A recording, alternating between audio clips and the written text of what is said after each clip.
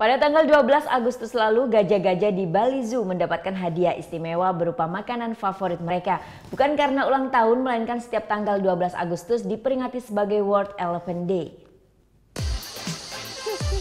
Ada Terry, Nur, Adele, dan 10 gajah lainnya. Yap, ini adalah hari istimewa bagi gajah si mamalia berukuran jumbo, World Elephant Day. Dirayakan di Bali Zoo Gianyar, Bali, seluruh gajah dapat perlakuan spesial. 60 kg makanan favorit mereka disuguhkan di atas meja sepanjang 10 meter. Mulai dari sayuran, aneka buah-buahan, termasuk kelapa muda, tinggal santap. Gajah rata-rata yang ada di Bali Zoo mulai dari umur 20 sampai 26.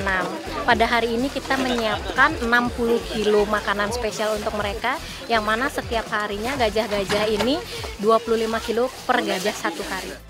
World Elephant Day jatuh tiap tanggal 12 Agustus.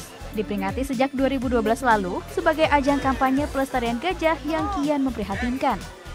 Menurut data Kementerian Lingkungan Hidup dan Kehutanan, total populasi gajah di Indonesia saat ini hanya sekitar 1.300 ekor.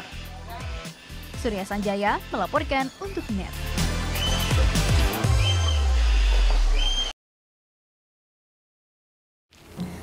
Udah selesai kan nontonnya? Nah, jadi jangan lupa buat like, komen, dan subscribe ya.